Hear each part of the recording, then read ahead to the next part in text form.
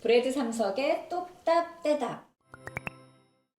실질적으로 여자친구 있냐고 물어봐요. 저 어떻게 뭐랄 거야. 지금은 없어요.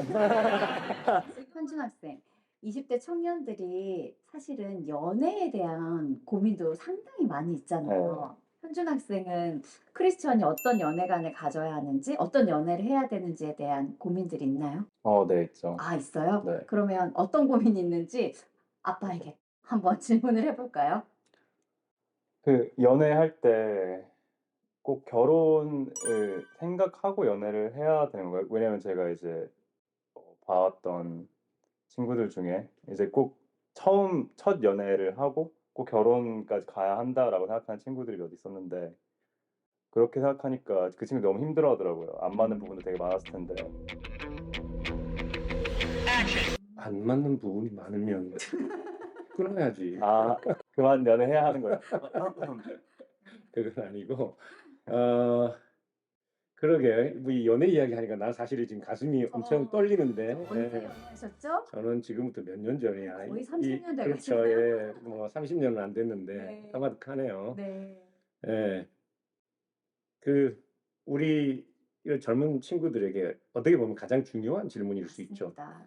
네. 저는 뭐 사실은 오늘 처음은 아니지만 아이들에게 연애는 좀 여러 번 해보라고 권면하고 있어요. 네. 왜냐하면 우리가 이 연애와 결혼은 다른 문제거든요. 근데 결혼은 우리가 한번 결혼하면 평생을 서로에게 책임을 지고 살아야 하지만, 연애는 우리가 사실은 정말로 안 맞는 경우에는 뒤로 물러설 수 있는 그런 시간이 네. 있죠. 네. 그래서 저는 연애를 물론 진지하게 해야겠지만, 그럼에도 불구하고 사람을 분석하고 조금 더 과연 이 사람이 어떤 면에서 정말 나하고 맞는지, 안 맞는 부분, 서로가 넘어설 수 없는 문제들이 있거든요. 네. 그 사람이 나쁘고 착해서의 문제가 아니라 우리가 뭐 20년, 30년을 다른 가치관, 다른 어떤 삶의 자리에서 살아왔기 때문에 정말 그 서로가 해결할 수 없는 문제를 해결하기 위해서는 그만큼의 또 다른 시간이 필요할 수 있는데 네. 사람들이 이거 못 견딜 수 있어요. 음. 그래서 되도록이면 분석하면서 비판적으로 냉철하게 사람을 좀 볼 필요가 있다. 그게 연애할 때. 네. 그렇다고 해서 사람을 수단적으로 생각하라는 것도 아니고, 사람을 가볍게 대하라는 말이 아니고, 그 관계가 발전돼서 정말로 우리가 심각한 관계, 그래서 결혼을 해야 되는 상황이라면 그 사람을 내가 평생토록 나의 반려자로 내가 참고 내가 기다려주고 내가 받아들일 수 있는지, 나를 내어줄 수 있는지는 좀 몇 번의 경험이 필요하다고 봐요. 네. 그러니까 사랑이라는 이름으로 사실 푹 빠져서 아무 생각 없이 사모님 이야기하는 것 같은데. 맹목적으로 네, 비판하지 못하고 하지 않고 네. 정말 조금은 냉철할 필요가 있겠다라는 네. 그 다음에 긴 여정을 위해서 굉장히 중요한 시간이 될 것 같아요. 네. 그러니까 사람을 비판적으로 사유한다고 해서 그것이 나쁜 것만은 아니라고 네, 봐요. 네. 예. 그 사람을 처음부터 내가 그 사람과 벽을 쌓아버리면 비판적으로 사유할 이유도 없죠. 네, 네. 그 사람을 받아들이고 나를 내어주기 위해서 그 사람을 읽고, 네. 그렇죠? 나를 또 그 사람에게 표현하고 드러내는 작업들이 필요한데, 어떻게 그 일이 잘 될 수 있는지, 그것을 서로 이제 경험해 보는 시간이 연애하는 시간들이기 때문에 저는 연애는 좀 자유로웠으면 좋겠다. 네. 연애는 자유로웠으면 오히려 자유로웠으면 좋겠다. 네. 파격적인데요. 네. 어디까지? 그러게요. 어디 뭐 스킨십 이거는 정도는 너하고 나하고 은밀하게 이야기해야 될 것 같아. 얘기까지. 사실은 제 주변에 하물며 목사님, 교역자들도 결혼을 쉽게 결정해서 낭패를 본 경우들이 있습니다. 네. 네. 그래서 정말 결혼은 신중한 것이고, 우리가 결혼을 하면 반드시 그 결혼에 대해서 평생 책임질 각오로 결혼을 해야 되고, 성경도 그래서 결혼을 이 일종의 서약으로, 하나님과 우리가 간의 관계도 구약 성경을 보면 하나님과 우리가 결혼 관계로 네. 그렇게 묘사하는 것처럼, 결혼은 일종의 하나님 앞에서 거룩한 서약이기 때문에 정말 조심스러운 일이죠. 네. 그래서 우리가 이 결혼 전에 과연 이 스킨십의 문제 너무나도 어떻게 뭐 손을 잡다 보면 뭐 이렇게 어깨 동무도 하고 싶고 그러다 보면 뭐 나도 모르게 아니면 뭐 어쩌다 입도 마주칠 수 있는 깜짝 놀라서 막 네. 이렇게 어떻게 해야 되나 말아야 네. 그러는 경우들도 있는데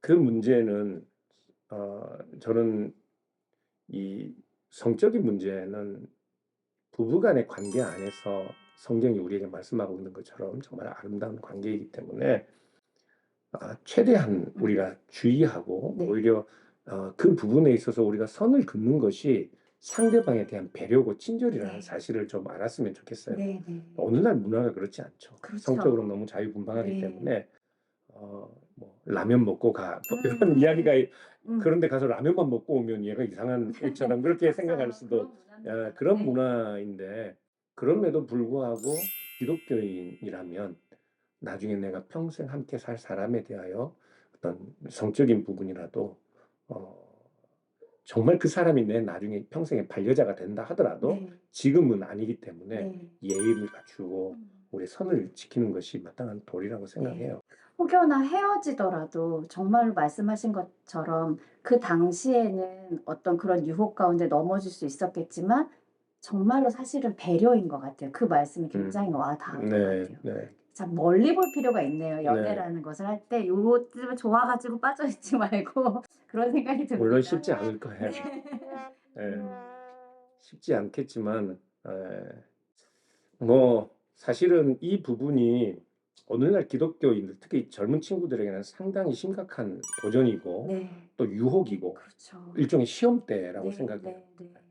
그래서 저는 뭐 제가 우리 아이들이 어디 갈 때 뭐 이 19금 멘트가 나오면 안 되는데 항상 좀 조심하라고 이렇게 네. 코멘트를 하기는 하는데 네.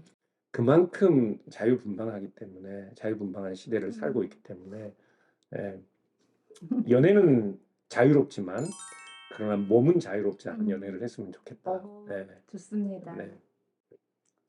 감사합니다. 감사합니다. 사람들이 이렇게 생각해요. 네. 성적인 관계가 오히려 더 친밀함을 만들어낸다고 생각할 수 있거든요. 네. 그러나 전혀 그렇지 않을 수 네. 있습니다. 정말로 아름다운 관계, 사랑이 성적인 관계를 이 아름다운 것으로 만들어내는 것이지 성적인 관계가 그 관계를 아름답게 만들어내는 것은 아니에요. 네. 그래서 때로는 그게 파멸이 될 수도 있지 그렇죠, 않나요? 그렇죠. 네. 예. 그리고 또 이상한 죄책감이나 네. 아니면 그 성적인 관계에 대해서 우리가 마치 서로가 서로에게 발목이 잡힌 네. 것처럼 네. 분명히 그 관계를 끊어야 하고 내가 평생 가지 못하는 그런 상황인 것 같은데도 서로 엮여서 서로의 어떤 인생을 정말 파멸에 이르게 하는 올무가 되는 경우들이 있는데 그래서 좀 유혹이 많고 왜요? 피가 끓는 나이이지만 우리 아들이 잘 해낼 거라고 생각합니다. 왜요? 감사합니다. 네.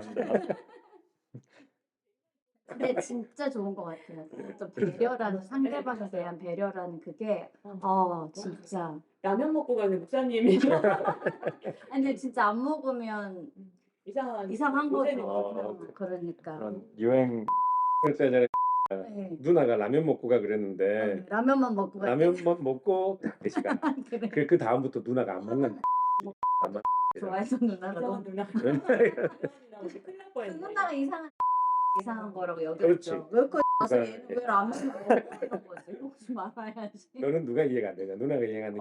이해가 안 돼. 다 이해가 되죠. 아니, 브레드 삼석의 똑딱떼답.